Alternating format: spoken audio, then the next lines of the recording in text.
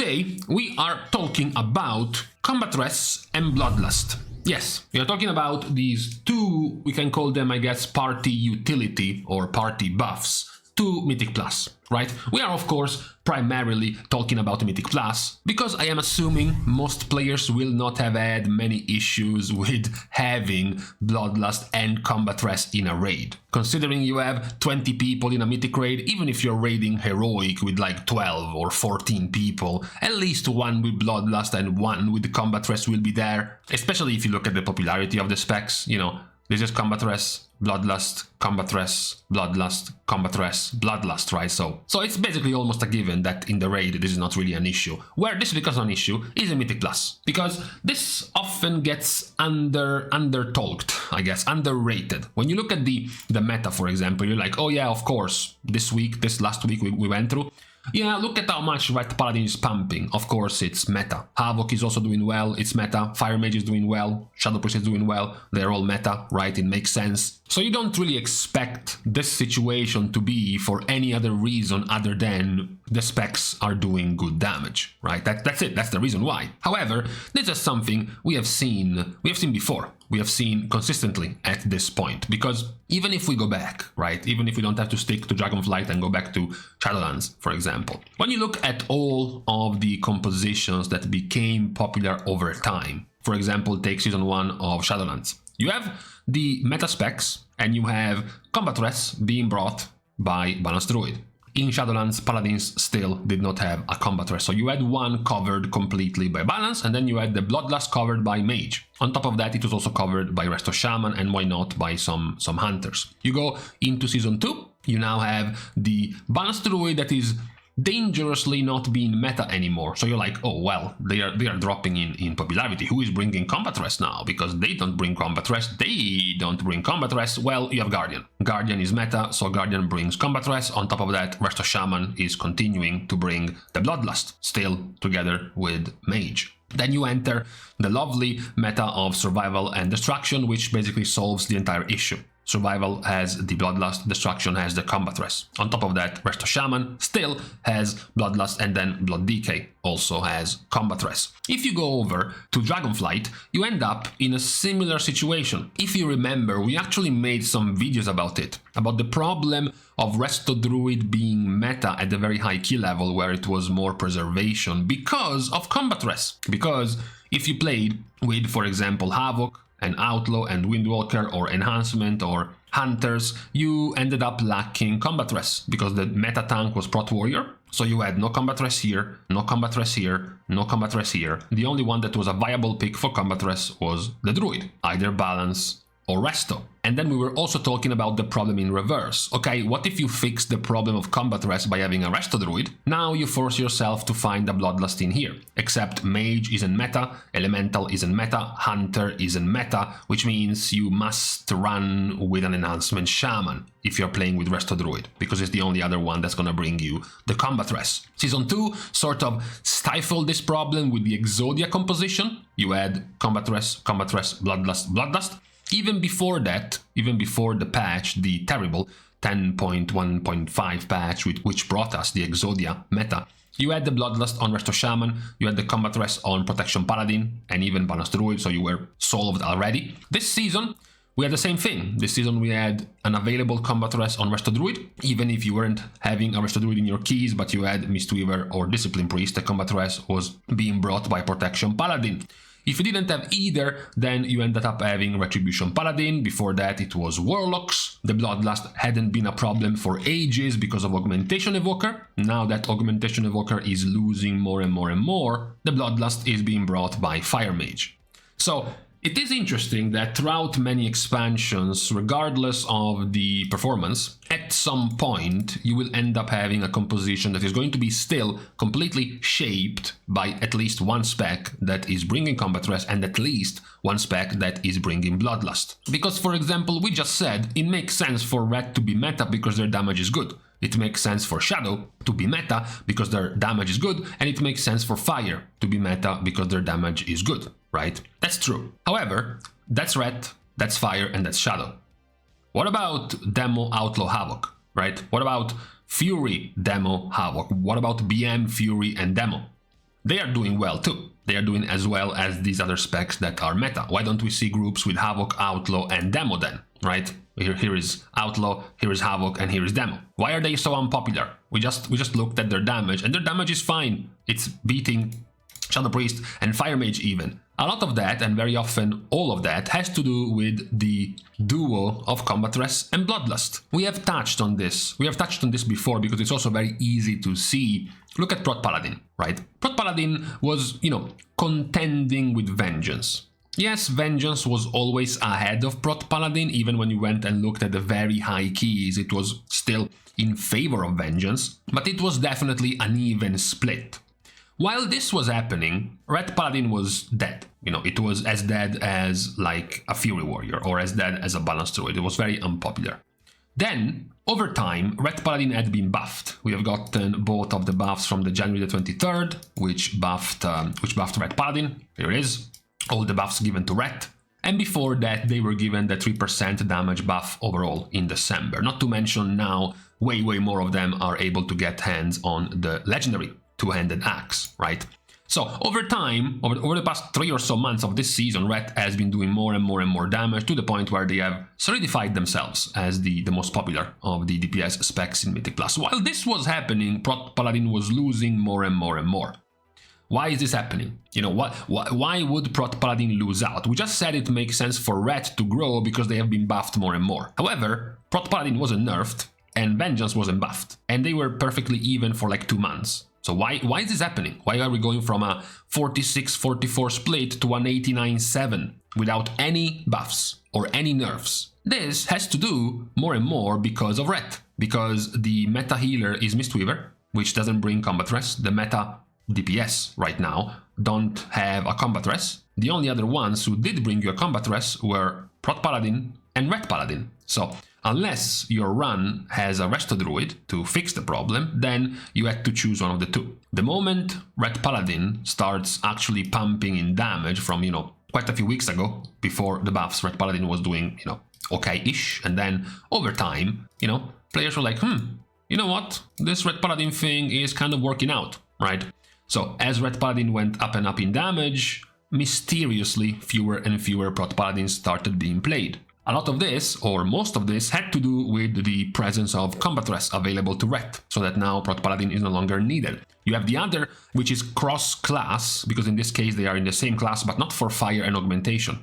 When Augmentation was the super meta pick, guess who was bringing Bloodlust? Well, it was none of the healers, because Mistweaver and Resto Shaman are, 0 this season. It wasn't a tank, of course, there is no Bloodlust for tanks. And for DPS, if it's not Shaman, which is not, and has not been for the entire season, and it's not Fire, or any Mage, which has not been for the first part of the season, and it's not Hunter, then it has to be Evoker, right? So Evoker was bringing the Bloodlust. And then the patch comes, this patch comes, which significantly buffs Fire Mage, and all of a sudden, as Fire grows, Augmentation loses out. It could have been any other spec losing out. It could have been Havoc losing out, Outlaw, Ret, Shadow. No, it was Augmentation that lost out to Fire. And a lot of this didn't really have a rhyme or a logic on their performance. It's not that we're talking about Ret was starting to grow because the performance of Havoc was slacking. Or,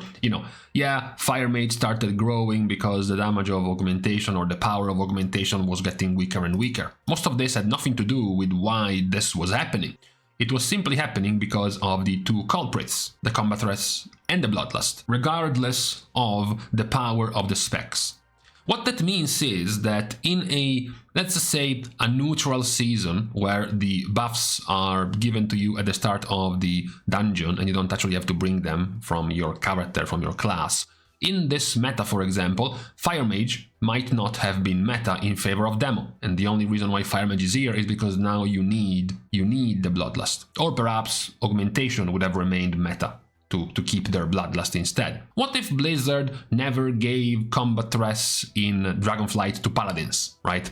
What if it gave them to Prot Paladin and to Holy Paladin but not to Ret? What would have happened here, right? As Ret was growing, would Prot have lost so much if Ret didn't have Combatress?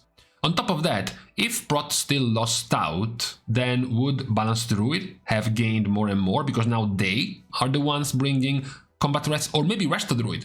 Would Resto Druid have taken over Mistweaver with the loss of Prot Paladin because of combat threats? And you see how a lot of this has nothing really to do with balance, nothing really to do with buffs, nothing really to do with nerfs, but mostly just with these two things, the combat threats and the Bloodlust again. So even if from an outside perspective things can look balanced, things can look even, you don't think there is anything too wrong with the performance of the specs, they're in a nice even curve, all specs are viable, you still have the main issue that in the end you have to balance them around combat threats and Bloodlust. This will be the video where I mentioned these two things the most in my life, but it's a thing, it's a thing. You end up in a situation where you're like, okay, if the damage is this smooth and even across all of them, then what's gonna be making the difference is those two buffs we can bring. First of all, it will go further than just a DPS. It will end up also mattering for tanks and healers because they can bring combat threats. In fact, half of these tanks can bring a combat threat, and then you have the mix of healers where you have 2 healers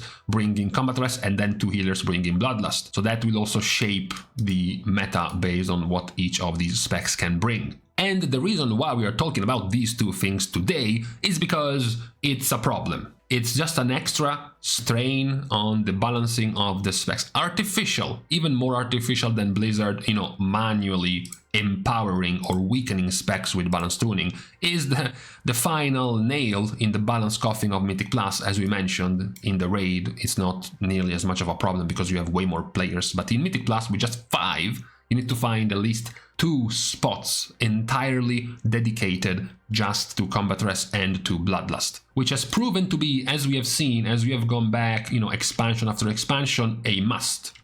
The entirety of BFA had combat threats in Blood and Resto Druid, and then fully on Resto Druid for the entirety of the expansion. Even when it comes to Bloodlust, you had Beast Mastery, which was the main pick. When it wasn't Beast Mastery, it was a collection of Beast Mastery plus Shaman plus Mage, which still totaled out about 20% of the picks in Mythic Plus. Same goes for the previous 2 seasons, Season 2 and Season 1, with Hunter, Shaman and Mage still evenly being split because you still needed a Bloodlust. So even if you had the super popular Outlaw, the super popular Havoc, even the super popular Ret and Protection Warrior, you still wanted the Bloodlust anyways. This has been going on for a long time, and it has restricted the amount of variance you can have in a Mythic Plus key, because even when you think things are even when you think things are balanced and you can have your pick of specs because they are all competitive, you still end up getting cock-blocked, end up getting filtered by who is bringing those 2 very important buffs. Like in a vacuum, this is massively favoring Fire Mage and Demolock, right? Because of combat threats and Bloodlust over something like Warrior or Priest or Rogue, which just give you nothing. And then you look at this and you're like, hold on a second, why is Mage here and Warlock here? We just said they are evenly advantaged because of the special thing they bring. Well, unfortunately for Warlock, the combat threats is also being brought by Red Paladin. So you're out of luck, whereas for Bloodlust there is nobody else, it's just Mage. So you get to be the meta DPS as a Mage because of Bloodlust, and you don't as a Warlock because a combat threat is already here. And even when this one wasn't powerful, well, you had this one as a combat threat, and you even had this one as a combat threat. So you had no room to make it as a mega popular spec, even though, as we have been seeing, Demolock has been doing, just fine in terms of damage for a long time at this point. It just has less room to shine because the need of a combat threat is not nearly as big in this season's composition, whereas it was much more important in Season 1. Right? In Season 1, they had more room, for example, because if your healer was Preservation, then you should have gotten combat threats either from Balanced Druid or from Demolock, basically. Unfortunately for them, that's not what's happening this season in Mythic Plus. So the entire video is essentially a rant on finding ways to lessen the problems of playing this Tetris game with being able to slot one Combatress and one Bloodlust in your groups whenever you want to do Mythic Plus. It's an issue because essentially not enough specs have the Combatress or the Bloodlust, and also even if you added more, you would still have a problem. The solution would likely be to go back to things like scrolls, go back to things like items, essentially remove Bloodlust and remove Combatress from the pool of abilities specific to classes and instead make them available for everyone. Yes, I am aware there are already some scuffed things you can use, like the scroll for Bloodlust or even the engineering Combatress, but it's nowhere near the same level of power and effectiveness as the actual abilities from particular specs. So considering virtually every one of these groups will have a combination of these in some way, with the Bloodlust and the Combatress, or the Combatress and the Bloodlust, or double Bloodlust, why not, and another Combatress. If this is always happening, then there is no need to have it, because if it's always happening, it means every time you will have some combination which will force both of these two things in 2 of the 5 players in the composition, which ends up being very punishing for others who don't have either of these two things. Some people might see this a lot as karma, like, you know, sometimes it's going to be the turn of a spec, other times it's going to be the turn of another spec. For example, look at Priest. You know, Priest had all of Season 3 and Season 4 of Shadowlands as a Holy Priest to be popular, and then all of Season 1 and 2 as a Shadow Priest, and now even the second part of Season 3 as a Shadow Priest, and they don't even have a Combatress and they don't even have a Bloodlust. So it's not that big of a deal. Same goes for Havoc and Vengeance. They don't bring anything, but they are meta. Well, the problem is that when these specs are meta, it's even worse for the rest, right? Because of course, they don't bring Combatress and Bloodlust, which means now you have even fewer spots in your group to find those picks. Mistweaver and Vengeance, being meta right now, are a disaster for all of the DPS that don't bring Combatress and don't bring Bloodlust, because it means now you have even fewer chances of being meta. Because one spot must be taken by Combatress, one spot must be taken by Bloodlust, which means now it's only one. It's only one guy. It's only one guy who doesn't have the stuff that can find room. And even worse, the ones who already have the Combatress or the Bloodlust won't have room once these two spots are taken. Like once Fire is the chosen one for Bloodlust, Augmentation just disappears, Marksmanship or BM or Survival have no room, Shaman has no room. Once Ret becomes the dominating pick for Combatress, Balance and Demo, and of course Death Knight becomes non-existent. It just warps the meta of Mythic Plus too much to have these two buffs limited by so many specs right now. That's the concept of today's video, to highlight the current issues around the, I guess, tinkering the composition around Combatress and Bloodlust that can often end up skewing or screwing certain specs. Even though, as we mentioned multiple times, those specs would be perfectly fine, they could be meta, they could be doing good damage, good utility, good crowd control, it still won't matter because they are lacking one of those two things, the Combatress or the Bloodlust. So that's the point of today's video, about something needing to be done about the presence of these two buffs, I guess, in your Mythic Plus comp. Whether it is giving it to more specs, whether it is giving it as an extra action bar ability whenever you enter Mythic Plus, so anyone can use it, or the party leader can use it or something, just to make these always available, so you don't have to worry about the compositions when it comes to that. But something needs to be done to limit the restrictions that these two things are putting right now, and have put for like multiple expansions now, in the composition of Mythic Plus. So this was today's point on this Thursday. I am of course willing to listen to any of your takes about what do you think should be done about the presence of these two very important, I guess the most important buffs you want to have for your Mythic Plus run, the Combatress and the Bloodlust, or if you think it's not an issue at all and it's perfectly fine to cycle season after season with at least 2 spots out of 5 inside your Mythic Plus composition locked by these two abilities in your Mythic Plus group. But besides this, for today, we are now leaving each other on this Thursday, starting as usual, of course, the goodbyes by thanking all of the Patreon supporters for the contribution and the help, to the growth of the channel, which can, as usual, still be given completely for free. You can like and comment down below, as well as subscribe to the channel itself. Now, with these things out of the way, thank you guys again for watching. See you guys tomorrow, and in the meantime, unfortunately, I have to go out. I really didn't want to go out today, but something is missing, and I won't make it to tomorrow if I don't go and buy it.